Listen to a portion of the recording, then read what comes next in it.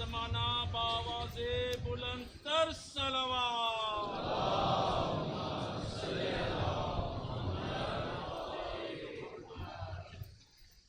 إلى أرواح المؤمنين والمؤمنات نهدي ثواب الفاتحة. بسم الله الرحمن الرحيم.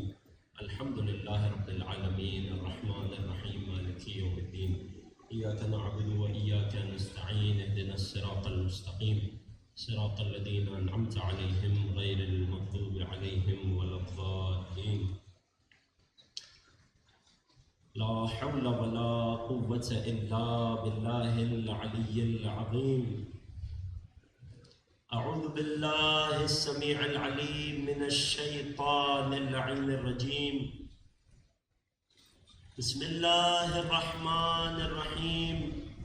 الحمد لله الذي خلقنا في أمة الذي فاز رتبته إلى قاب قوسين وأكرمنا بولاية وصيه الذي ردت له الشمس مرتين وجاهد بالسيفين وصلى إلى القبلتين وشرفنا بحب الزهراء أم السبطين والصلاة والسلام والتحية والإكرام على أشرف الكونين رحمة للدارين جد الحسنين مولى الكونين أعني أبا القاسم محمد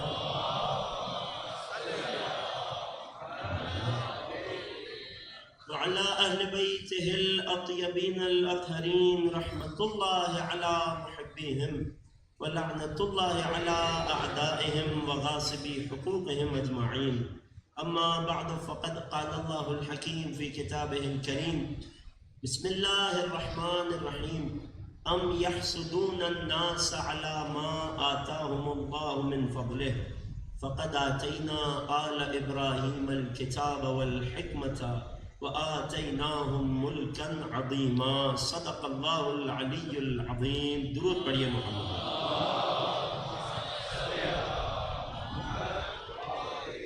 ابتدائے کلام تمام حاضرین فرش عزا کی خدمت میں سلام علیکم ورحمۃ اللہ.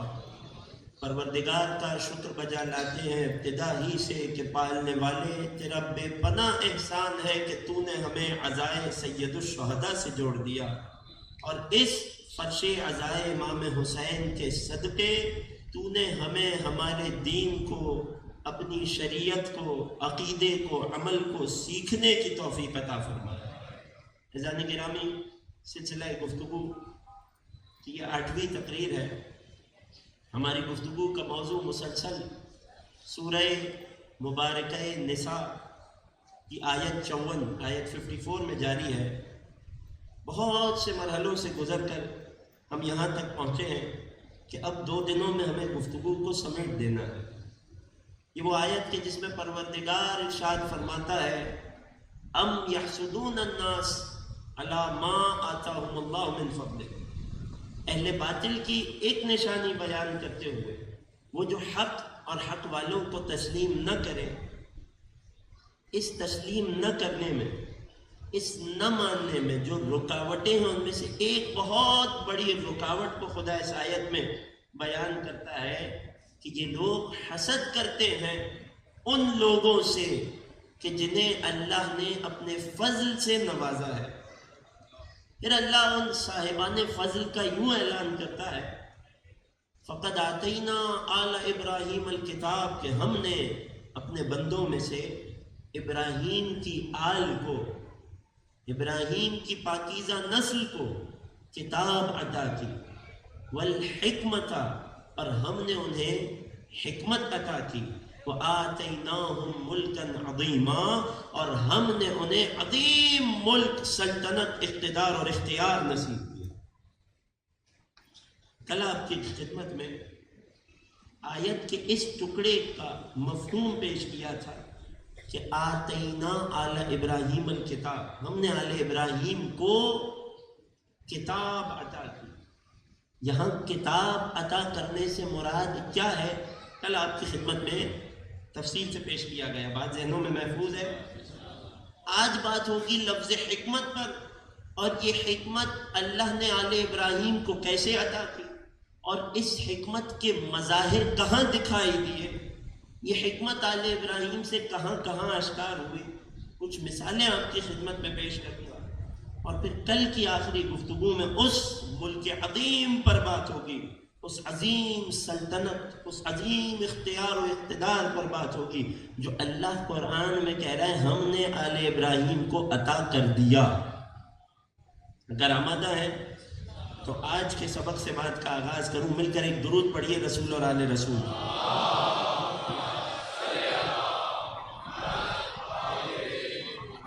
عزیزان گرامی، جو کل تھے انشاءاللہ ان کے بعد ذہنوں میں بات ہوگی کہ کل ہم نے آپ کی خدمت میں مثال سے سمجھایا تھا کہ آل ابراہیم کو جب اللہ نے کتاب عطا کی تو یہ ویسے نہیں تھی جیسے ہم ایک دوسرے کو کوئی کتاب تحفے میں دے دیں، بلکہ اللہ کی لاریب کتاب کا وجود عینی اس کی تمام تر تاثیر کے ساتھ جن کے سینوں میں رکھا گیا وہ اوت العلم یہی آل محمد ہے۔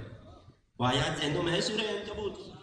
تو بس آج یہیں سے بات کو جوڑ رہا ہوں کہ جس طرح اللہ نے آل ابراہیم کو کتاب عطا کی، جو کیفیت کتاب عطا کرنے کی تھی وہی کیفیت حکمت عطا کرنے کی بھی تھی۔ اب اس جملے کو سمجھنے کے لیے، اس کی شرح کے لیے ہمیں سب سے پہلے تو حکمت کو سمجھنا پڑے گا۔ حکمت کسے کہتے ہیں؟ قرآن کی نگاہ میں حکمت کیا ہے؟ پھر یہ حکمت کسے کیسے نصیب ہوئی؟ قرآن لفظ حکمت کو کئی مرتبہ، سینکڑوں مرتبہ تکرار کرتا ہے، لیکن قرآن نے کہیں لفظ حکمت کی ڈیفینیشن بیان نہیں کی۔ کہیں فرمایا وَلَقَدْ آتَيْنَا لُقْمَانَ الْحِكْمَةَ، ہم نے لقمان کو حکمت عطا کی۔ کہیں اللہ اپنے آخری نبی کی رسالت کا، ان کی بعثت کا مقصد اور ہدف بیان کرتے ہوئے سورہ جمعہ میں ارشاد فرماتا ہے وَالَّذِي بَعَثَ فِي الْأُمِّيِّينَ رَسُولًا مِّنْهُمْ، وہ اللہ، وہ پروردگار وہ ہے کہ جس نے امیوں میں، یعنی ام القریٰ میں رہنے والوں میں، مکے والوں میں رہنے والوں میں ایک رسول بھیجا جو علاقے کے اعتبار سے انہی میں سے تھا، جو قومیت کے اعتبار سے، تشخص کے اعتبار سے انہی میں سے تھا۔ اس رسول کی بعثت کا غرض کیا تھی، اس کا مقصد، اس کا ہدف کیا تھا؟ ارشاد ہوا، قرآن نے چند اہداف گنوائے، غور کیجئے گا۔ یتلو علیہم آیات، ہم نے جس رسول کو بھیجا اس کی بعثت کا سب سے پہلا مقصد اور بنیادی ہدف یہ تھا کہ یہ ان ام القریٰ والوں پر اور دنیا والوں پر ہماری نشانیاں تلاوت کر کے سنائے۔ پھر اس تلاوت کے نتیجے میں کیا ہوگا؟ یتلو علیہم آیاتہ، ہماری نشانیاں ان تک پہنچائے، وَيُزَكِّيهِمْ، اور ان کا تزکیہ کرے، یعنی انہیں پاک کرے، ان کے نفوس کو پاکیزہ کرے، کفر، شرک اور بت پرستی کی آلائشوں کو ان کے دلوں سے نکال کر توحید کا نور ان کے دلوں میں داخل کر دے۔ بدترین اخلاقی پستیاں جن میں مکے والے رسول کے آنے سے پہلے گھرے ہوئے تھے، اس میں سے نکال کر انہیں اعلیٰ ترین اخلاق تک پہنچائے۔ نبی نے فرمایا نا انما بعثت لاتمم مکارم الاخلاق، میں تو بھیجا ہی اس لیے گیا ہوں تاکہ اعلیٰ ترین اخلاق کو ان کی بلندیوں تک پہنچاؤں۔ یزکیہم، نبی لوگوں کو پاک و پاکیزہ کرے، نبی لوگوں کا تزکیہ کرے، لوگوں کی ارواح کو، لوگوں کے نفوس کو پاک کرے۔ پاک کیسے ہوں گے؟ ان پر آیات کی تلاوت کر کے، انہیں اللہ کی نشانیاں دکھا کر، سکھا کر، سمجھا کر نبی ان کے نفوس کو پاک کریں گے۔ جب ان کے نفوس کو پاک کر لیں گے تو کیا ہوگا؟ اگلا مرحلہ بعثت نبوی کا، قرآن کہتا ہے وَيُعَلِّمُهُمْ، کہ پھر ہمارے نبی انہیں تعلیم دیں، ہمارے نبی انہیں سکھائیں۔ توجہ میرے ساتھ ہے؟ ہمیشہ کی طرح تھوڑی سی چند لمحوں کی تمہیدی گفتگو ہے، ایک بار نتائج کا تسلسل شروع ہو جائے گا تو آپ میرے ساتھ مزید شامل ہو جائیں گے انشاءاللہ۔ جب ہمارے نبی انہیں ہماری نشانیاں، آیات سنائیں گے، ان پر تلاوت ہوگی، نتیجے میں ان کے دلوں کا، ان کے قلوب کا، ان کے نفوس، ان کی روحوں کا تزکیہ ہوگا۔ نتیجے میں یعلمہم الکتاب، ہمارے رسول اب انہیں کتاب کی تعلیم دیں گے۔ خوب غور کیجئے گا، یعنی آیات کی تلاوت اور ہے اور کتاب کی تعلیم اور ہے۔ قرآن کی تعلیم کے کئی درجے ہیں، کئی مرحلے، کئی مرتبے ہیں۔ بنیادی طور پر 3 مرحلے بیان کیے۔ ایک مرحلہ کل میں نے ذکر کیا نا، جنہیں کتاب عطا کی گئی، وہ غور کیجئے گا۔ ایک مرحلہ، پہلا مرحلہ کہ قرآن نہیں بلکہ کسی کو قرآن کی قرات یعنی قرآن پڑھنا سکھایا جائے۔ یہ کام جو لوگ کریں بڑا کام ہے۔ یہ وہ کام ہے کہ آقا حسین کے فرزند کو کسی نے سورہ حمد کی تعلیم دی یعنی سورہ حمد پڑھنا سکھائی۔ یہ کام حسین ایک لہجے میں کر سکتے تھے، غور کر رہے ہیں، مگر حسین نے ایک استاد کو مقرر کیا، اس نے سکھائی۔ آقا نے اس کے لبوں کو ہیرے جواہرات سے پر کر دیا انعام کے طور پر، اور فرمایا میں تیرا حق ادا نہیں کر سکتا۔ یہ ہے قرآن کے پہلے درجے کی تعلیم کا نتیجہ۔ اپنے بچوں کو قرآن پڑھنا سکھاؤ، یہ بنیاد ہے ہدایت کی راہ پر چلنے کی۔ کسی کو کتاب پڑھنا ہی نہ آئے تو کتاب سے سیکھے گا کیا؟ یہ ہے تعلیم قرآن کا پہلا مرحلہ کہ قرآن کا ناظرہ، قرآن پڑھنا سکھایا جائے۔ اس کا بڑا احترام ہے۔ اگلا رتبہ اس سے بھی بڑھ کر وہ ہے قرآن کے معانی، قرآن کا مطلب اور قرآن کی تفسیر کسی کو سکھانا۔ یہ بھی بہت بڑا کام ہے، اس کا بھی بڑا رتبہ ہے، مگر اس سے بڑھ کر بھی ایک قرآن کی تعلیم ہے، وہ کہ قرآن کے معانی، اس کے مفاہیم، اس میں چھپی گہرائیاں ایسے کسی کو منتقل کرنا کہ پھر اس کے عمل سے چھلکنے لگے۔ یہ تعلیم کتاب کا تیسرا اور بلند ترین مرحلہ ہے کہ جس کے بارے میں نبی نے فرمایا خیرکم من تعلم القرآن وعلمہ، تم میں سے بہترین وہ ہے کہ جو قرآن سیکھے اور دوسروں کو اس کی تعلیم دے۔ نبی کے بعثت کا مقصد آیات کی تلاوت، دلوں کو پاکیزہ بنانا، نتیجے میں کتاب کا علم، اور ساتھ میں جب علم کتاب آئے گا، ان ساری چیزوں میں تسلسل ہے عزیزوں، جب علم کتاب آئے گا تو ساتھ میں دل میں کیا آئے گا؟ وَيُعَلِّمُهُمُ الْكِتَابَ، ہمارے نبی نے کتاب کی تعلیم دیں، کتاب سکھائیں، وَالْحِکْمَةَ، جب انہیں کتاب کا علم آ جائے گا تو انہیں حکمت بھی آ جائے گی، نبی انہیں حکمت سکھانے بھی آئے ہیں۔ وَإِن كَانُوا مِن قَبْلُ لَفِي ضَلَالٍ مُبِينٍ، اگرچہ یہ لوگ ہمارے رسول کے آنے سے پہلے کھلی گمراہیوں میں سے تھے۔ بعثت رسالت کے مقاصد آپ تک پہنچ گئے؟ تعلیم، کتاب کی آیات کو سنانا، دلوں کا، قلوب کا پاکیزہ کرنا، کتاب کی تعلیم اور حکمت کی تعلیم۔ ایک جملہ کہہ کر آگے بڑھوں، خدا کا فضل ہے کہ اس نے ہمیں حسین کے صدقے میں وہ فرش عزائے حسین دیا کہ جس ایک فرش عزائے حسین پر بعثت رسالت کے سارے مقاصد پورے ہوتے نظر آتے ہیں۔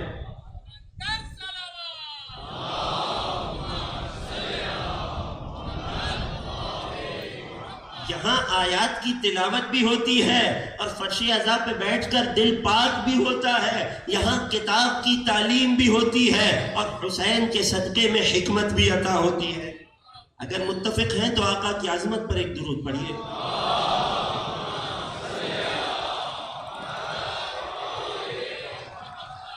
دوسرے الفاظ میں ہم ہیں حکمت کی تلاش میں، کیونکہ اللہ نے کہا ہے ہم نے آل ابراہیم کو کتاب کے ساتھ حکمت بھی دی۔ اب جو آیت آپ کی خدمت میں پیش کی اس سے ہمیں چند باتیں سمجھ آئی، توجہ میرے ساتھ ہے انشاءاللہ، چند باتیں سمجھ آئی۔ پہلی بات یہ کہ حکمت اتنی بڑی چیز ہے، اتنی عظیم نعمت ہے، اتنی بڑی دولت ہے کہ اسے رسول کی بعثت کے اہداف اور مقاصد میں سے قرار دیا گیا۔ غور کر رہے ہیں، رسول جن اعلیٰ ترین پیغامات کو سکھانے آئے ان میں ایک حکمت قرار دی گئی۔ دوسرا سبق جو ہمیں اس آیت سے ملا وہ یہ کہ اللہ نے کتاب اور حکمت کی تعلیم دونوں کو آپس میں جوڑے رکھا ہے، یعنی جہاں کتاب کی تعلیم ہوگی وہاں حکمت بھی ساتھ ہوگی، جہاں حکمت ہوگی وہاں کتاب کی تعلیم بھی ہوگی۔ اب سمجھ آیا کہ جہاں نبی نے یہ فرمایا تھا کہ انا مدینۃ العلم وعلی بابھا، کہ میں علم کا شہر ہوں اور علی اس کا دروازہ ہے، یہ تو آپ سب نے سن رکھی ہے نا، یہ تو عالم اسلام میں مشہور حدیث ہے۔ کیوں مشہور ہوئی؟ دو وجوہات ہیں، ایک تو یہ بہت سارے لوگوں نے نقل کی، دوسری وجہ یہ کہ بہت سارے لوگوں نے اس پر اضافے کی کوشش کی، لہٰذا یہ حدیث مشہور ہو گئی تمام عالم اسلام میں، سب توجہ ہے۔ مگر نبی یہاں خاموش نہ ہوئے۔ جس نبی نے یہ بتایا کہ میں علم کا شہر اور علی اس کا دروازہ ہے، اس نبی نے یہ بھی اعلان کیا انا دار الحکمت وعلی بابھا، ارے اس علم کے شہر میں میں نبی ہی حکمت کا ایک گھر ہوں اور اس گھر کا دروازہ بھی علی ابن ابی طالب ہے۔ ایک درود پڑھیے میرے مولا کی عظمت پر۔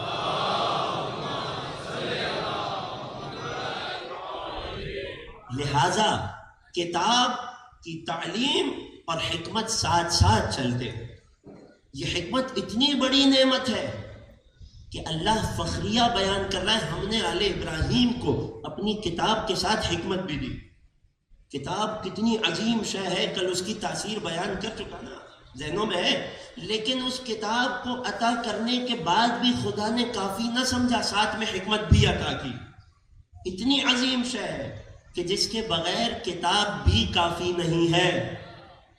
غور کر رہے ہیں؟ اور یہ کیوں اتنی عظیم شے ہے؟ جب حکمت کی تعریف پیش کروں گا تو آپ تک بات پہنچ جائے گی۔ یہ حکمت ہے کہ نبی اسے سکھانے آئے ہیں، اور تعلیم کتاب کا جز اسے قرار دیا گیا، تعلیم کتاب کے ساتھ ساتھ جوڑا گیا۔ ایک اور آیت پروردگار ارشاد فرماتا ہے یؤتی الحکمت من یشاء، خدا جسے چاہتا ہے حکمت عطا کر دیتا ہے۔ یؤتی الحکمت، عطا کر دیتا ہے، من یشاء، جس کا انتخاب کرتا ہے، جسے چنتا ہے، جسے اللہ چاہتا ہے۔ پھر فرماتا ہے وَمَن یُؤْتَ الْحِکْمَةَ، اور جسے، اب آپ اسے آخری آیت سمجھیے گا پھر ہم نتائج کی طرف آئیں گے۔ وَمَن یُؤْتَ الْحِکْمَةَ، اور جسے حکمت عطا ہو جائے، فقد اوتیا خیرن کثیرا، کہ اگر وہ تمہیں سادہ لباس میں بھی نظر آئے، اگر وہ تمہیں جو کی روٹی کھاتا ہوا بھی نظر آئے، اگر دنیاوی طور پر تمہیں فقیر دکھائی دے، یاد رکھنا اس کے پاس سب سے بڑی دولت ہے۔ فقد اوتیا خیرن کثیرا، جسے ہم حکمت عطا کر دیں تو اسے خیر کثیر عطا ہو گیا۔ یہ خیر کثیر بڑا عجیب لفظ ہے، کبھی قرآن میں اللہ نے صراحت سے خیر کثیر کہہ دیا اور کبھی سمیٹا تو انا اعطیناک الکوثر کہہ دیا۔ ایک درود پڑھیے رسول کی عظمت پر۔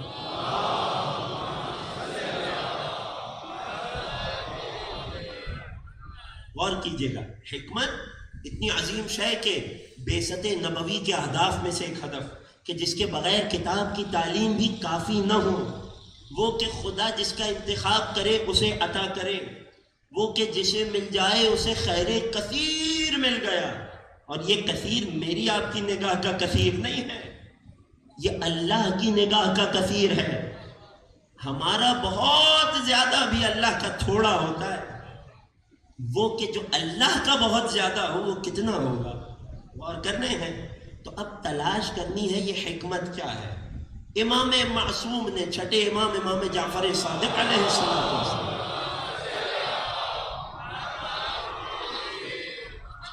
مولا نے حکمت کی جو تعریف کی، مضمون کلام مفہوم حدیث پیش کر رہا ہوں، اور دیگر ائمہ نے جو تعریف بیان فرمائی حکمت کے لفظ کی، اور مفسرین قرآن نے جسے نقل کیا، الخلاصہ یہ حکمت کہتے ہیں کسی بھی شے کو، کسی بھی چیز کو یا کسی بھی کام کو مضبوطی سے انجام دینے کو، یہ ہے حکمت۔ یعنی کسی کام کو اتقان کے ساتھ مضبوطی سے کرنا، اسی وجہ سے جو دلیل مضبوط ہو اسے کہتے ہیں محکم دلیل۔ غور کرنا، کسی بھی شے کو مضبوط کر دینا یہ ہے حکمت۔ اگر چیزوں کے باب میں ہو تو جو شے جتنی مضبوط بنی ہو وہ اتنی محکم ہے۔ اگر افعال اور کاموں میں دیکھا جائے تو جس کا کام جتنا علمی موازین کے مطابق ہو یہ کہا جائے گا یہ اتنا حکمت کے مطابق ہے.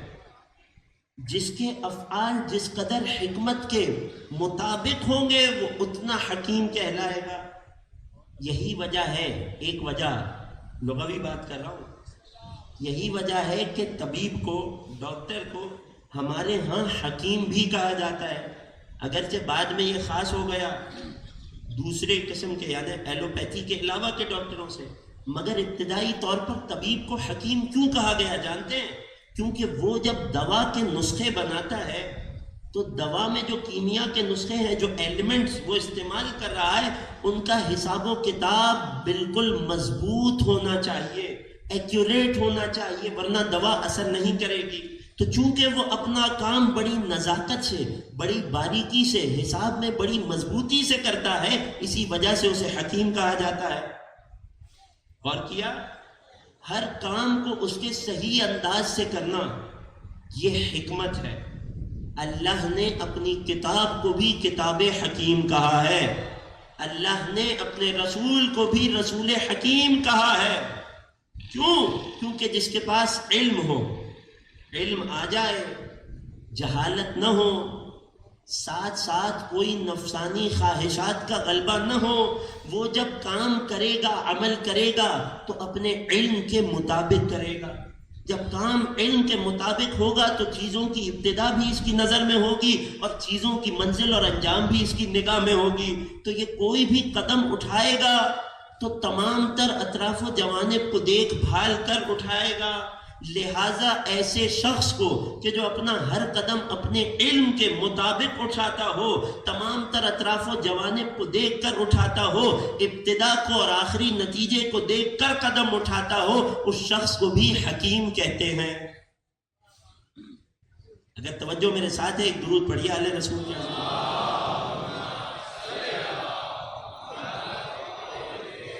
ہم نے آل ابراہیم کو کتاب دی اور کتاب کے ساتھ حکمت بھی انہیں دے دی.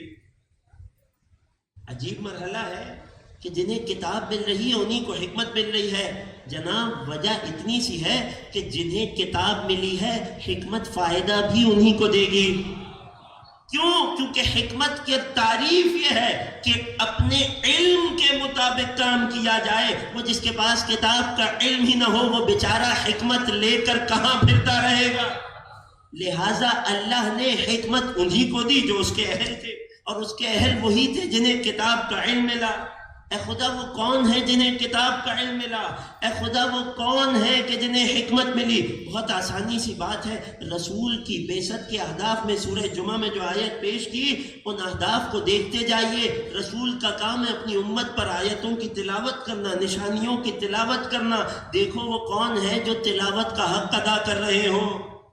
کل آیت پیش کی تھی نا سورہ بقرہ کی، یتلونہ حق تلاوت، وہ جنہیں ہم نے کتاب دی ہے وہ اس کی ایسی تلاوت کرتے ہیں جیسا تلاوت کا حق ہے. وَيُزَكِّيهِمْ، نبی ان کا تزکیہ انہیں پاک کرنے آئے ہیں. تو جو جتنا پاک ہوتا چلا جائے گا تعلیم کتاب و حکمت میں اتنا ہی آگے بڑھتا چلا جائے گا. تو لہٰذا اگر دیکھنا ہو کہ رسول سے یہ کتاب اور حکمت کسے ملی، دیکھنا رسول سے سب سے زیادہ پاکیزگی کس کو عطا ہوئی. اور یقین جانو جب پاکیزگی کی تلاش میں لگو گے سوائے اہل بیت نبی کائنات میں کوئی اتنا پاکیزہ نہ ملے گا. ایک درود پڑھیے اہل بیت کی عظمت کو.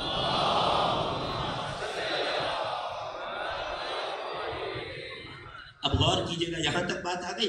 لہٰذا جو سب سے زیادہ پاکیزہ ہے امت تو وہ ہے کہ نبی آئیں، انہیں اٹھنا بیٹھنا سکھائیں، انہیں پاکیزگی نجاست کا فرق بتائیں، انہیں کھانے پینے کے آداب سکھائیں، تب جا کر ان کی پاکیزگی کی ابتدا ہو. مگر کچھ اللہ نے وہ بھی بنائے کہ آسمان میں جن کی پاکیزگی کا اعلان ہوا، فرشتوں کو جمع کر کے اللہ نے فرمایا یہ وہ ہیں کہ جنہیں میں نے پاک کیا ہے، جنہیں میں نے پاک رکھا ہے. تو خلاصہ یہ جن کا تزکیہ سب سے کمال پر ہوگا، کتاب اور حکمت دونوں انہی کے پاس ہوگی. یہاں تک بات آ گئی.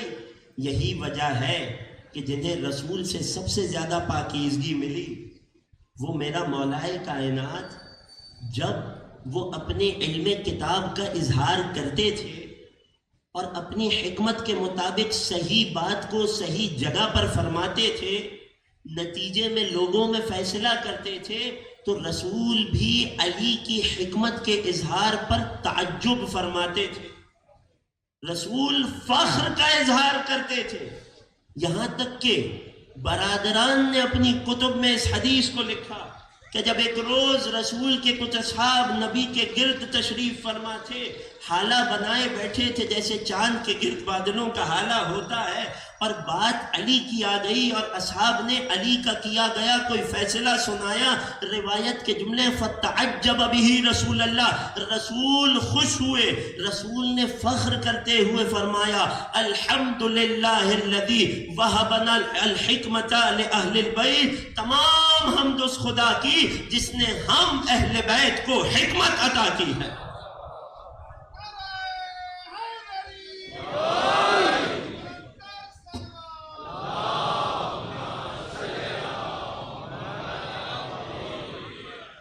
آتینا آل ابراہیم الکتابہ والحکمت، ہم نے آل ابراہیم کو کتاب دی اور حکمت دی۔ بس یہیں تک آپ کا امتحان تھا، اب یہاں سے بہت آسان باتیں ہیں، مقدمات ہم نے طے کر لی، اب جو بھی ہے وہ نتیجے کے باب میں ہے، آمادہ ہے انشاءاللہ۔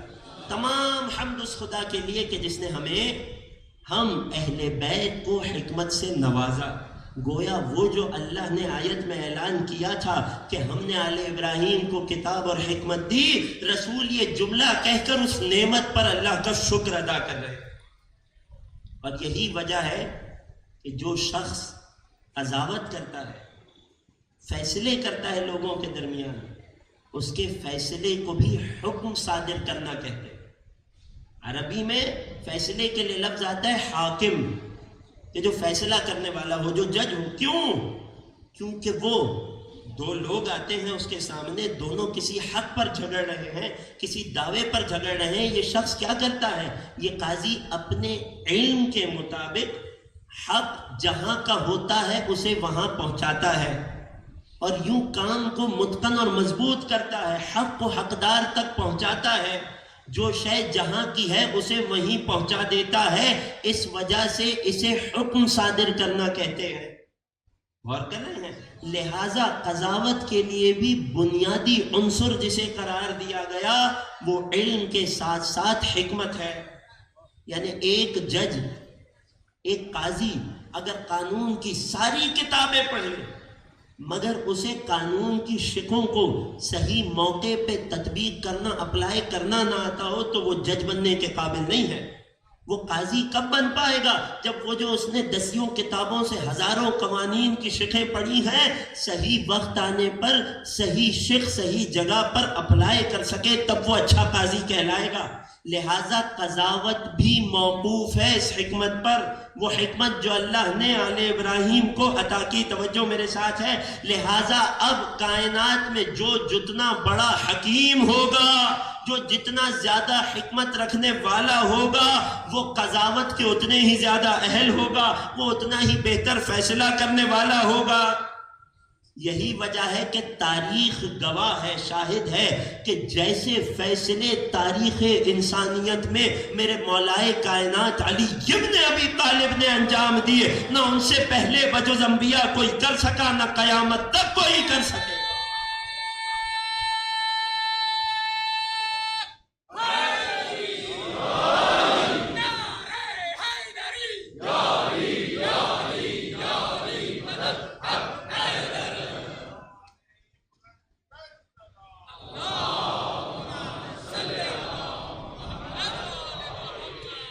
توجہ میرے ساتھ ہے عزیزوں؟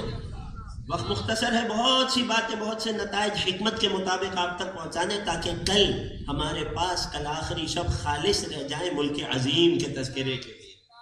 بہت غور کیجئے گا، ہم نے سفر کیا علم سے حکمت کا اور حکمت سے قضاوت کا۔ لہٰذا اب جو سب سے بڑا قاضی ہوگا، جو سب سے اچھا فیصلہ کرنے والا ہوگا، وہی سب سے بڑا حکیم بھی ہوگا، وہی وہ ہوگا کہ جسے اللہ نے حکمت سے نوازا ہو۔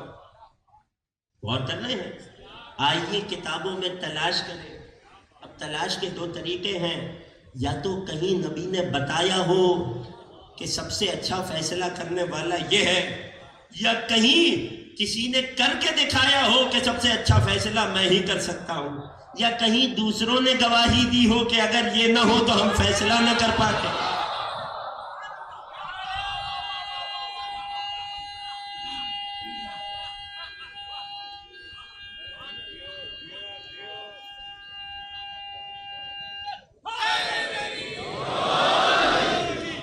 میں تینوں کی مثالیں آپ کی خدمت میں پیش کرتا ہوں.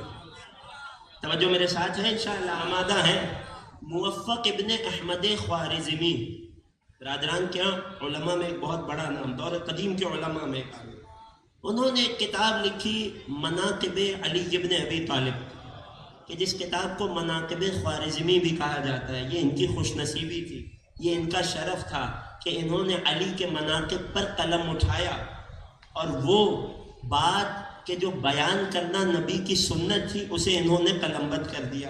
اس مناقب خوارزمی میں یہ موفق ابن احمد خوارزمی اپنے مکمل سلسلہ اسناد سے نقل کرتے ہیں صحابی رسول حضرت ابو سعید خدری سے، کہ انہوں نے نقل کیا، اور کتب میں بھی موجود ہے اور حوالے بھی ہیں میرے پاس. میں آپ کو ابتدائی حوالہ، اولین حوالہ بتا چکا ہوں.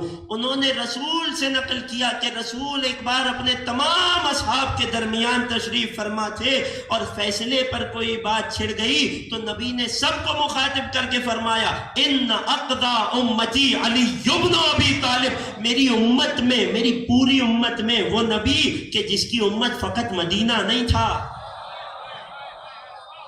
وہ نبی کہ جس کی امت فقط جزیرہ عرب نہیں تھا، وہ نبی کہ جس کی شریعت قیامت تک ہے، جس کی امت قیامت تک آنے والا آخری انسان بھی جس کی امت میں شامل ہے، جو مانے یا نہ مانے، وہ نبی کہ جس کی امت سینکڑوں اربوں پر مشتمل ہے. وہ نبی اپنی امت کو مخاطب کر کے فرماتے، ان اقضا امتی علی ابن ابی طالب. میری امت میں جو سب سے اچھا فیصلہ کرنے والا ہے وہ علی ابن ابی طالب ہے. غور کیا آپ نے؟ ان اقضا امتی. حاکم کی ایک صفت یہ ہوتی ہے کہ وہ فیصلہ کرنے والا بھی ہو. اسلام میں حاکم کی شرائط میں ایک شرط ہے کہ وہ قاضی بھی ہو.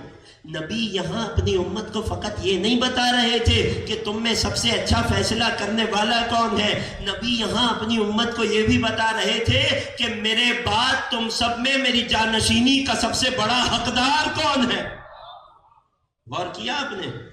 تم سب میں سب سے اچھا فیصلہ کرنے والا کون؟ جناب علی ابن ابی طالب علیہ السلام. ایک درود پڑھیے میرے مولا کے اعظم.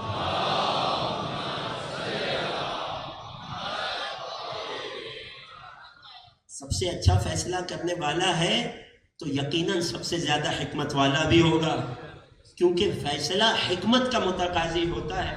تو چونکہ اللہ نے انہیں حکمت عطا کی کتاب کے ساتھ، لہٰذا یہ وہ ہیں جو سب سے اچھا فیصلہ کرنے والے. کتنا اچھا فیصلہ کرنے والے! اللہ اکبر. نبی نے اپنے دور میں اپنے کئی اصحاب کو جزیرہ عرب کے مختلف علاقوں میں بھیجا، حاکم بنا کر، والی بنا کر، یا وہاں کی قوم کو اسلام کی دعوت دینے کے لیے. جب نبی کسی بھی صحابی کا انتخاب کرتے تھے تو چونکہ انہیں وہاں جا کر ایک اسلامی حاکم کے تمام فرائض انجام دینے ہیں، نبی کی ظاہری نیابت کرنی ہے، لہٰذا نبی امتحان لیا کرتے تھے. نبی قضاوت کے فیصلے پوچھا کرتے تھے، یہ فقہی مسئلہ مجھے سناؤ، یہ شریعت کا حکم مجھے بتاؤ، فلاں معاملے میں حکم کیا ہوگا. نبی امتحان لیتے تھے. کیوں؟ کیونکہ جانتے تھے ابھی یاد ہیں، ہو سکتا ہے وہاں پہنچنے تک بھول جائیں، ہو سکتا ہے مسئلہ میں نے بتایا کچھ ہو، یہ سمجھے کچھ ہو. لہٰذا نبی ہر صحابی کا امتحان لیتے تھے. لیکن تمام علماء اسلام اس بات پر متفق ہیں، جب نبی نے علی کو یمن کی طرف پیغام اسلام لانے کے لیے بھیجا، جب نبی نے علی کو یمن پر حاکم اور قاضی بنا کر بھیجا، تو کبھی نبی نے علی کا امتحان نہیں لیا. حالانکہ اس وقت علی اپنی جوانی میں تھے. آ کر کسی نے پوچھ لیا یا رسول اللہ آپ سب کو قضاوت کے لیے بھیجتے ہیں تو امتحان لیتے ہیں، مگر آپ نے علی کا امتحان نہیں لیا۔ مسکرا کر فرمایا حکمہ حکمی، وہ جنہیں لحمہم لحمی سے بات سمجھ نہیں آئی تھی، وہ جنہیں انہو منی و انا منہو سمجھ نہیں آیا تھا، ان کے لیے نبی نے یہ بھی بتا دیا علی کا فیصلہ میرا فیصلہ ہے۔ اور بھلا کوئی اپنے آپ کا امتحان بھی لیتا ہے؟ علی نفس رسول ہے۔ یہی وجہ ہے کہ جب علی یمن گئے، اب جوانی میں ہے نا، اگر کوئی جوان ہو اور سامنے سن رسیدہ ہو تو بعض اوقات ایسا ہوتا ہے، بعض اوقات خدا سب کو محفوظ رکھے، بعض اوقات ایسا ہوتا ہے انسان اپنی عمر کے تکبر میں آ جاتا ہے اور اپنے سامنے والے جوان، اگرچہ وہ ماہر بھی کیوں نہ ہو، اسپیشلسٹ بھی کیوں نہ ہو، اس جوان کی بات کو قبول کرنے میں ہچکچاتا ہے۔ یہ کل کا بچہ مجھے کیا سکھائے گا؟ ہر کسی نے یہ جملے اپنی زندگی میں کبھی شاید سنے، یہ ہمیں بتائیں گے۔ بزرگوں کا احترام اپنی جگہ مسلم ہے، مگر بعض اوقات ایسا ہوتا ہے، عدل کا تقاضا یہ ہے جہاں جس کی بات دلیل کے مطابق ہو اسے قبول کر لیا جائے۔ علی نے یہی تو تعلیم دی ہے نا، لا تنظروا الی من قال وانظروا الی ما قال، یہ نہیں دیکھو کون کہہ رہا ہے، اس کی عمر کیا ہے، اس کا تجربہ کیا ہے، یہ دیکھو کیا کہہ رہا ہے۔ اگر بات دلیل کے مطابق ہو تو کافر سے بھی قبول کر لی جائے گی۔ کیوں؟ کیونکہ جس حکمت پر بات کر رہے ہیں اسی نبی نے بتایا ہے نا، الحکمت ضالۃ المؤمن اخذھا حیثما وجدھا، حکمت تو مومن کا گمشدہ مال ہے، اور جس کا کوئی مال گم ہو جائے ہمیشہ تلاش میں رہتا ہے، جہاں پڑا نظر آ جائے جھپٹ کر جیب میں ڈال لیتا ہے۔ تو حکمت تو مومن کی گمشدہ میراث ہے، جس سے بھی مل جائے۔ آل محمد کے چاہنے والوں میں یہی تو ایک فرق ہے، یہی تو ہم آل محمد کا امتیاز ہے کہ ہمارے ہاں عمر کا کوئی اعتبار نہیں ہوتا۔ ہمارے ہاں 9 برس کا بچہ بھی امام ہوتا ہے، ہمارے ہاں گہوارے میں ہو تو بھی قرآن سناتا ہے۔ ایک درود پڑھیے محمد والے میں۔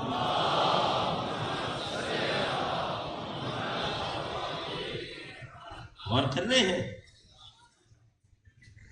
روایت پیش کر رہا تھا کہ علی یمن والوں میں گئے، یمن والوں نے دیکھا یہ اتنا جوان، یہ ہمارے درمیان فیصلہ کریں گے۔ ایک واقعہ ہوا، ایک ماجرا ہوا، ایک شخص کا گھوڑا رات کی تاریکی میں اس کا جو حدود تھی اس سے باہر نکلا، اب انسان کو خبر نہیں، باہر نکلا، راستے میں دوڑتا ہوا گیا، دوسرا شخص اس کے سامنے آیا، اس گھوڑے نے اسے لات ایسی ماری کہ موت آ گئی، مر گیا۔ اب وہ جو مر گیا، اب یہ برادران نے بھی لکھا ہے کتب میں، اب وہ جو مر گیا تو اس کے قبیلے والے اس کا خون بہا لینے آ گئے، یا بدلہ لیں گے یا خون بہا لیں گے۔ لوگ علی کے پاس تشریف حاضر ہوئے، علی نے جس کا گھوڑا تھا، جس کی ملکیت تھی، علی نے اس سے گواہ مانگے کہ تو گواہ لا دے کہ یہ گھوڑا تجھ سے اپنی جان چھڑا کر بھاگ چکا تھا، تیرے قابو میں نہیں تھا۔ یہ شخص 2 گواہ لے آیا کہ ایک رات پہلے اس کا گھوڑا اس کے گھر سے فرار ہو چکا تھا۔ تو جب علی نے یہ بات سنی تو فیصلہ اس شخص کے حق میں کر دیا، یعنی اس موت کو ایک ناگہانی موت قرار دیا، اس کا کوئی خون بہا قرار نہیں دیا۔ قبیلے والے جو تھے، ظاہر ہے ان کا ایک آدمی مر گیا، ایک جوان آدمی نے فیصلہ کیا، انہیں یہ بات ہضم نہیں ہوئی، یمن سے مدینے تک کا سفر کیا، آئے رسول کی بارگاہ میں حاضر ہوئے، یا رسول اللہ ان علی قد ظلمنا، آ کر علی کی شکایت کی۔ اب یہ ایک الگ موضوع ہے، عجیب داستان ہے، کب کب کہاں کس کس نے علی کی شکایت کی اور کس کس کی شکایت پر نبی نے کیسا رد عمل دیا۔ کچھ تو ایسے بھی تھے کہ جب نبی سے علی کی شکایت کرنے آئے مال غنیمت کے باب میں 4 لوگ مل کر طے کر کے آئے تھے کہ آج ہم نبی کی بارگاہ میں پہنچ کر علی کی شکایت کریں گے. ایک شخص آیا مسجد نبوی میں سلام کیا, نبی نے جواب سلام دیا. اس نے علی کی شکایت رکھی, یا رسول اللہ علی نے مال غنیمت میں ایسے ایسے تقسیم کر دی. نبی کون ہے؟ رحمت للعالمین ہے. نبی کون ہے؟ انک لعلی خلق عظیم ہے, اخلاق کے اعلیٰ ترین مرتبے پر فائز ہیں. وہ نبی جو بہترین اخلاق کا حامل ہے. جب اس نے علی کی شکایت کی, جواب دینا تو دور, نبی نے اس سے اپنا رخ موڑ لیا. دوسرے نے شکایت کی, نبی نے اس سے بھی رخ موڑا. تیسرے نے آ کر شکایت کی, چوتھی طرف سے آیا. نبی نے جب رخ موڑنے کا موقع ہی نہ رہا, اب بھی نبی نے انہیں مخاطب کرنے کے قابل نہ سمجھا, بلکہ یوں کہا, لوگ مجھ سے کیا چاہتے ہیں کہ علی کی شکایت کرنے آئے ہیں, علی مجھ سے ہے, میں علی سے ہوں. آپ نے غور نہیں کیا عزیزوں, جب علی کی شکایت لے کر آئے تو رسول نے کیا کیا؟ اپنا رخ ان سے موڑ لیا. توجہ میرے ساتھ ہے. رسول کون؟ وما ارسلناک الا رحمت للعالمین. رسول وہ ہیں کہ جو عالمین پر اللہ کی رحمت ہے. تو مجھے کہنے کا حق ہے, جو نبی کی بارگاہ میں علی کی شکایت لے کر آیا ہے, اس سے رسول رخ نہیں موڑ رہا, اللہ کی رحمت اس سے اپنا رخ موڑ رہی. ایک درود پڑھیے میرے مولا کی عظمت.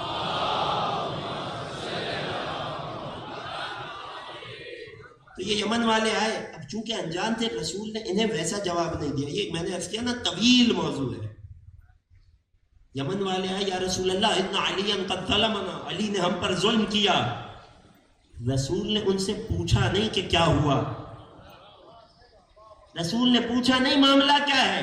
انہیں مخاطب کر کے فرمایا, ان علی لیس بظلام, علی ہرگز ظلم کرنے والے نہیں ہیں. بلکہ ایک جملہ بڑھ کے فرمایا, بل هو لم یخلق لظلم, ارے علی ظلم کرنے کے لیے پیدا ہی نہیں ہوئے. یعنی اللہ نے میرے بھائی علی کو پیدا ہی عصمت کے ساتھ کیا ہے.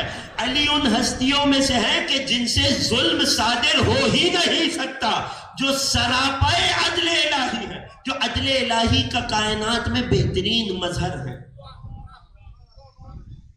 پھر فرمایا وَلَمْ يُخْلَقْ لِظُلْمٍ, علی ظلم. اب یہ کتنا لطیف جملہ ہے. یہ علی کی عصمت پر دلیل نہیں تو کیا ہے, علی ظلم کے لیے پیدا ہی نہیں ہوا. پھر فرماتے ہیں علی قولہ قولی. اے یمن والو, تمہیں پتہ نہیں ہو تو میں بتا دیتا ہوں. علی وہ ہے کہ جس کی بات میری بات ہے. یہ کون کہہ رہا ہے؟ وہ کہ جس کے جملوں پر مہر قرآن ہے کہ وما ينطق عن الهوى ان هو الا وحی یوحی. اس رسول کی بات اپنی بات نہیں ہوتی, یہ وحی کہتا ہے جو وحی ہوتی ہے. وہ رسول علی کے لیے کہہ رہا ہے, علی ان قولہ قولی, علی کی بات میری بات ہے. وفعلہ فعلی, علی کا فعل میرا فعل ہے. وہو وصی من بعدی, وہ میرے بعد میرا جانشین ہے. پھر رسول فرماتے ہیں ولا یقبل قولہ وفعلہ وولایتہ الا مؤمن, اور علی کا قول, علی کا فعل اور علی کی ولایت فقط مومن قبول کرتا ہے. پھر رسول نے ایک اور جملہ ارشاد فرمایا جس پر یمن والوں نے اپنے ہاتھ جوڑ کر کہہ دیے, یا رسول اللہ قد رضینا بقول علی, یا رسول اللہ آج جو ہم نے آپ سے علی کے بارے میں سنا, آج ہم بھی علی کے قول اور علی کے فعل اور علی کی ولایت سے راضی ہو گئے.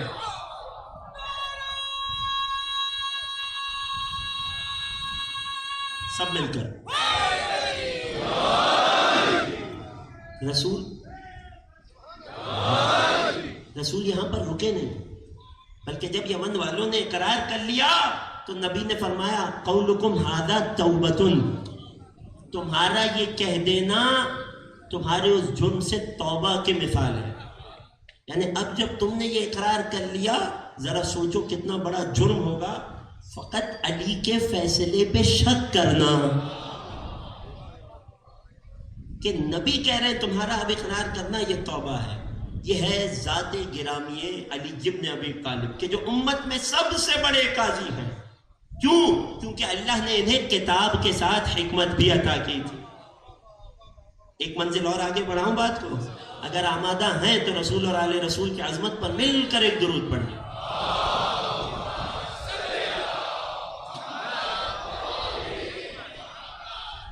نہیں عزیزو، اس طرح نہیں، ابتدا سے آخر تک رسول کی شان کے مطابق ایک صلوات پڑھ۔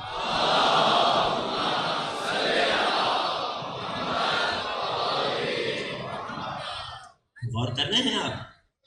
یہ ہے نبی کی زبان سے علی کی قضاوت، یعنی علی کی حکمت کی تعریف ہونا۔ یہ ہے عملی طور پر نبی کا علی کے فیصلوں سے راضی ہونا۔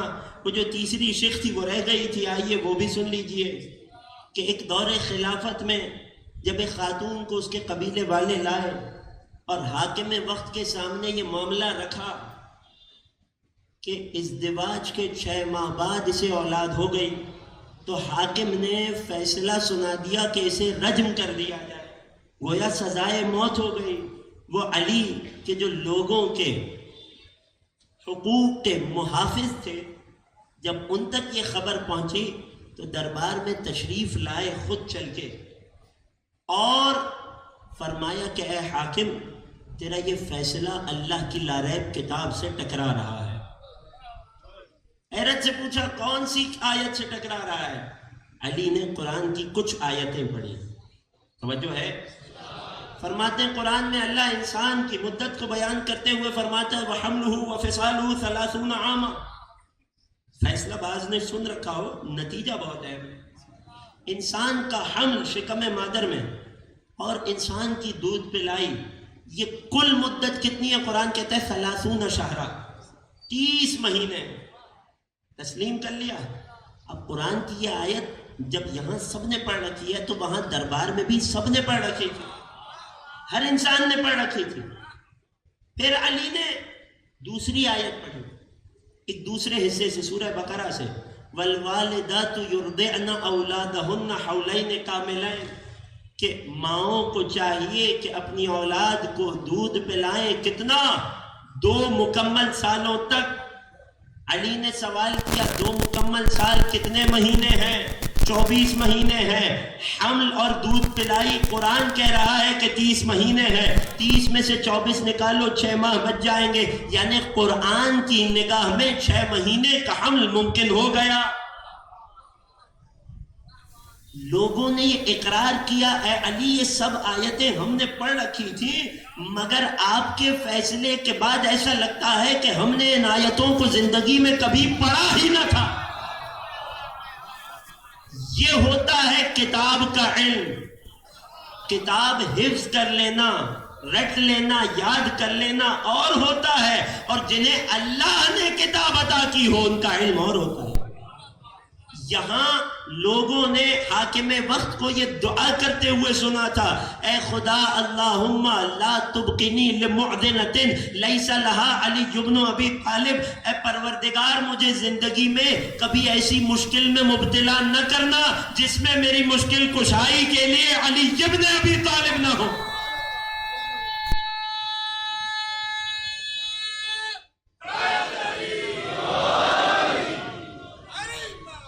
یہی وجہ ہے، بات کو اختتام کی طرف لے جاؤں، عجیب جملے ہیں، یہ تو برادران کی کتب کی باتیں تھی نا، جو ہمارے پاس ہے وہ کیا ہے؟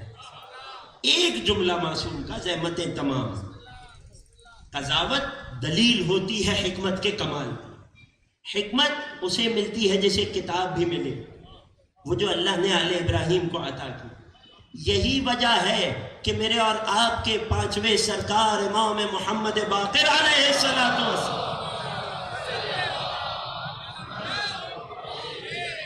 اور دنیا میں جو کوئی بھی آج قضاوت کی کرسی پر بیٹھا ہے، جو کوئی بھی جج بنا ہوا ہے، چاہے وطن عزیز میں ہو یا دنیا کے کسی کونے کنارے میں ہو، چاہے دین اسلام کا ماننے والا ہو یا کسی اور دین کا پیروکار ہو، آج اس ناچیز کی طرف سے دنیا کے تمام قاضیوں کے نام امام کی یہ حدیث ہدیہ بھی ہے اور پیغام بھی ہے۔ میرے اور آپ کے 5ویں سرکار فرماتے ہیں ما اقضى احد ولم يصب في قضائه الا ومفتاح قضائه قضاء علی بن ابی طالب، دنیا میں، میرے مولا بات کو عموم کر رہے ہیں، دنیا میں جب بھی کوئی فیصلہ کرتا ہے، فیصلہ کرنا اس کا حق ہے یا نہیں ہے یہ الگ بحث ہے، کسی غیر معصوم رسول کی، اس کی حجتوں کی یا حجتوں کے نمائندوں کی اجازت کے بغیر قضاوت کی کرسی پہ بیٹھنا درست ہے یا نہ درست ہے یہ الگ بحث ہے۔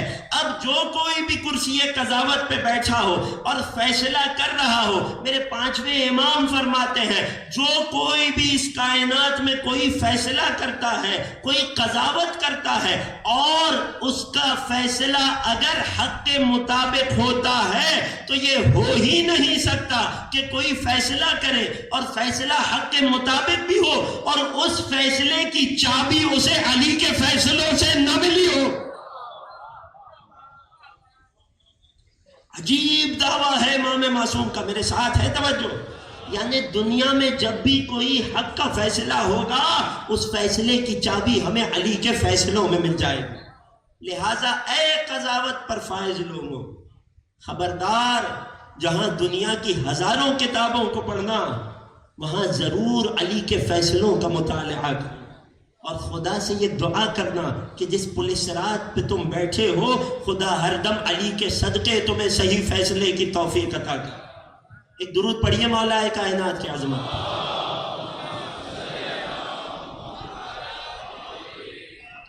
اللہ اکبر۔ یہ وہ حکمت ہے کہ جو اللہ نے آل ابراہیم کو کتاب کے ساتھ دی، اور اگر ہم جیسے کسی عام انسان سے پوچھئے تو یہ تنہا کتاب و حکمت تو اتنی بڑی چیزیں ہیں کہ دنیا و آخرت میں سرداری کے لیے کافی ہیں، مگر خدا نے ان دونوں کے ساتھ ایک اور تیسری نعمت کو ملا دیا اور الگ سے اس کا تذکرہ کیا۔ وَآتَيْنَاهُمْ مُلْكًا عَظِيمًا، ہم نے کتاب اور حکمت دی اور انہیں ملک عظیم عطا کیا۔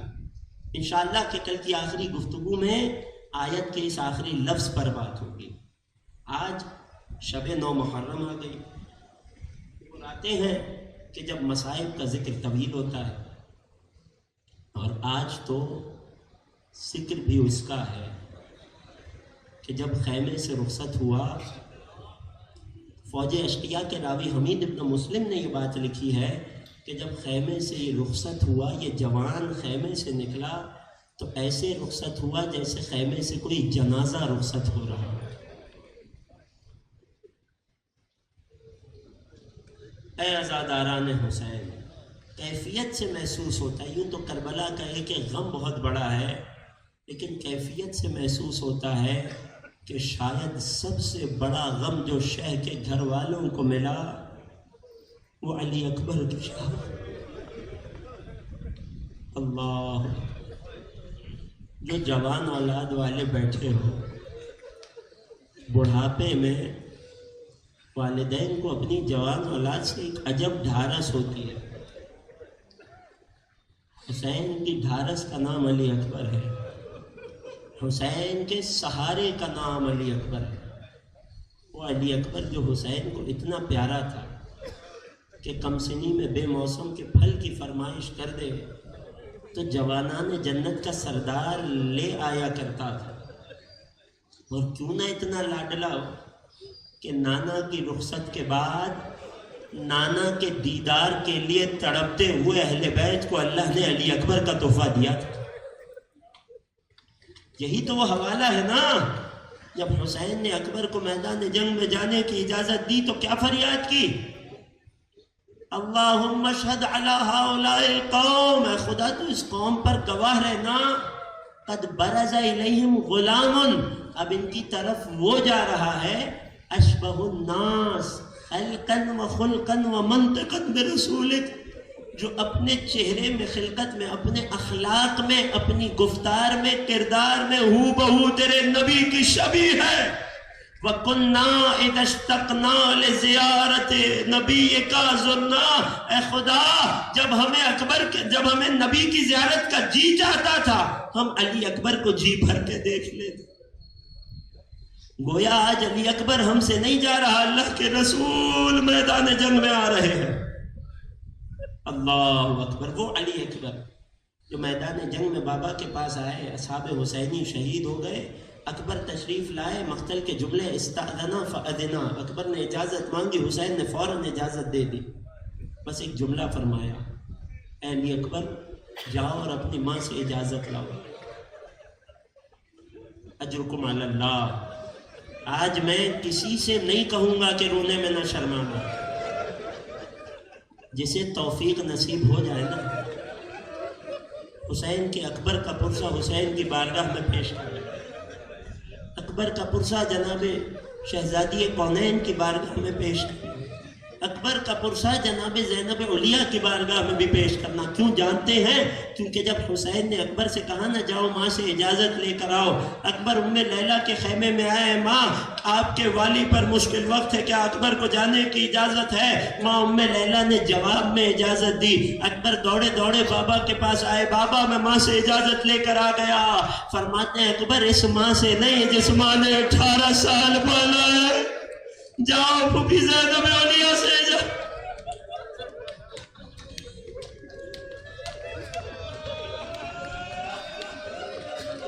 حق ہے اکبر کے ماتم کا، اپنی آوازوں کو آزاد چھوڑو، خدا تمہاری جوان اولادوں کو سلام، خدا تمہاری جوان اولادوں میں تمہارے ارمان کو پورا کرے۔ اکبر آئے ہیں پھوپھی کے خیمے میں، عجیب انداز اپنایا، زانوں پہ سر رکھ دیا، پھوپھی اماں ایک سوال لایا ہوں، بیٹا اکبر بولو۔ پھوپھی اماں آپ کا رتبہ زیادہ ہے یا دادی زہرا کا مقام زیادہ ہے؟ اکبر یہ کیسا سوال ہے، ہماری مادر گرامی سیدۃ نساء العالمین ہے۔ پھوپھی اماں آج فاطمہ کے لال پر مشکل وقت ہے، اپنے لال اکبر کو قربان نہیں کرو گی؟ اے اکبر تجھ پہ قربان کرنے تو ہم اپنے اون محمد کو لائے تھے، کسی اور انداز سے پوچھا ہوتا شاید اجازت نہ ملتی، جاؤ ہم نے اجازت دی۔ جب اکبر بیویوں سے رخصت ہونے کو آئے، اکبر کو بیویوں نے خیمے کے درمیان میں بٹھایا، چاروں جانب سے گھیر لیا، بیویاں اکبر کا دیدار کر رہی ہیں، دراصل اللہ کے رسول کی آخری زیارت کر رہی ہیں۔ جب اکبر رخصت ہونے کے بعد خیمے سے نکلنا چاہتے، عجیب جملے ہیں مقتل کے اور عجیب غربت ہے اہل بیت کی، کبھی کوئی بی بی اکبر کے بازو کو تھام لیتی، کبھی کوئی شہزادی اکبر کے کاندھے کو تھام لیتی، اور کبھی ایسا بھی ہوا کہ ایک کمسن بچی نے بھیا اکبر کے دامن کو تھا۔ یہ جنازہ خیمے سے ایسے نکلا، یہ اکبر خیمے سے تیار ہو کر ایسے نکلے جیسے کوئی جنازہ۔ بابا کے پاس آئے، اے اکبر جاؤ حیدر کرار کے پوتے ہوئے انہیں یاد دلاؤ۔ اکبر سواری پر سوار ہوئے، علی کا شیر ہے، کڑیل جوان ہے، حسین کا لال ہے، عباس کا شاگرد ہے۔ شجاعت کے کسی معیار پر اکبر میں ذرہ برابر کمی نہ تھی۔ اکبر سوار ہوئے، مقتل کی طرف چلنا شروع کیا، اچانک محسوس ہوا کوئی پیچھے پیچھے، اجرکم اللہ، پیچھے والے بھی ہمارے ساتھ، کوئی پیچھے پیچھے آ رہا ہے۔ اکبر نے پلٹ کر دیکھا، کیا دیکھا؟ بوڑھا باپ گھٹنیوں کے بل۔ اکبر سواری سے نیچے تشریف لائے، بابا کو بازوؤں سے تھاما، بابا آپ ہی نے تو اجازت دی تھی حسین کی غربت کو محسوس کرنا اس جملے میں۔ فرماتے ہیں اکبر اگر تیرا تجھ جیسا کوئی جوان بیٹا ہوتا،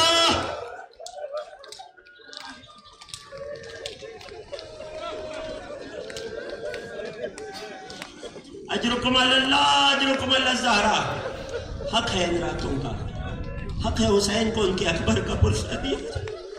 اے اکبر جاؤ ہم نے تمہیں اجازت دی۔ اکبر میدان جنگ کی طرف چلے، حیدر کرار کا پوتا ہے، خوب حملہ کیا۔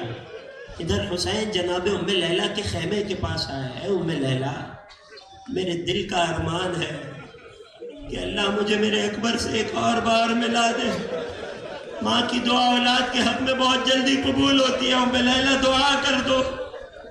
جناب ام لیلہ مصلی عبادت پہ بیٹھی ہے، یا راد یوسف لیعقوب رد علی الاکبر للحسین، اے یعقوب کے لیے یوسف کو پلٹانے والے میرے حسین کے لیے علی اکبر کو پلٹا دے۔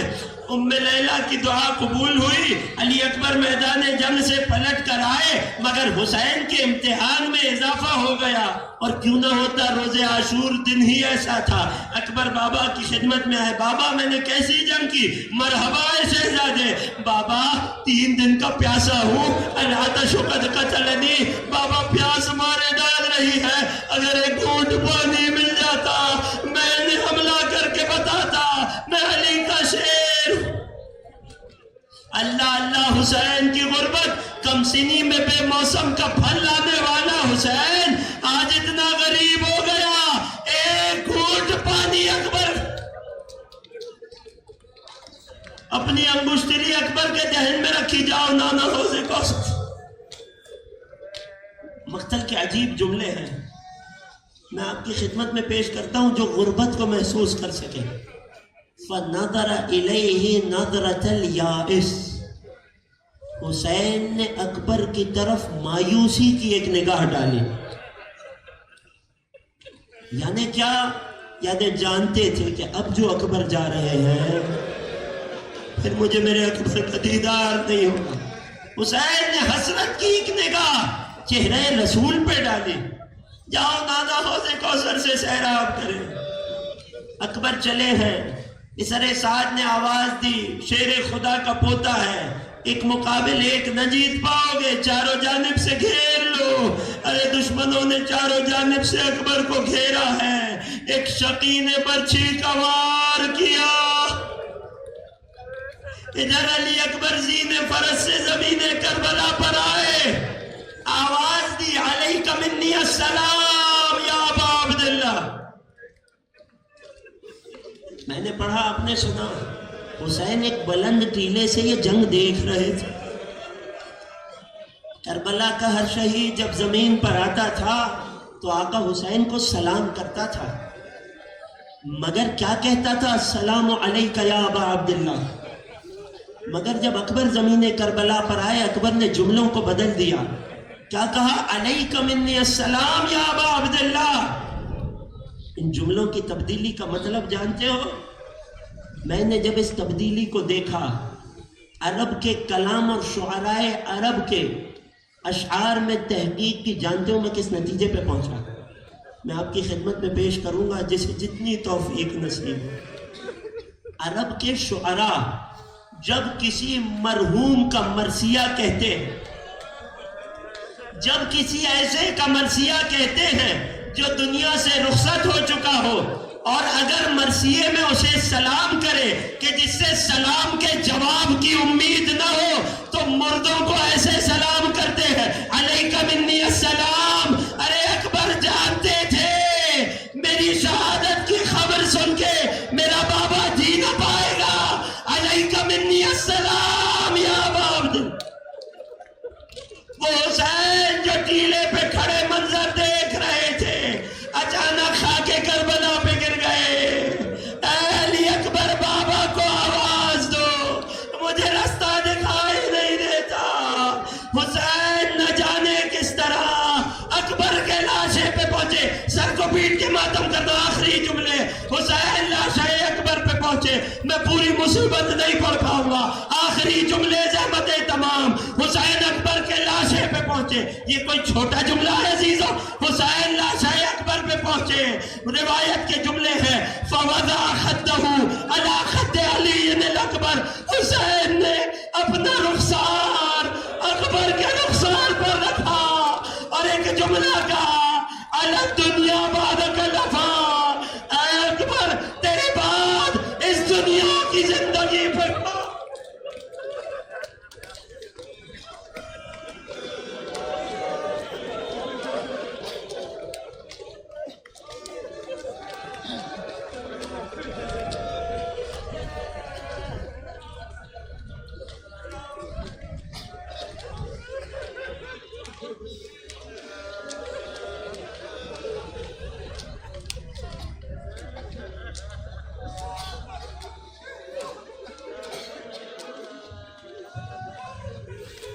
آتم حسین۔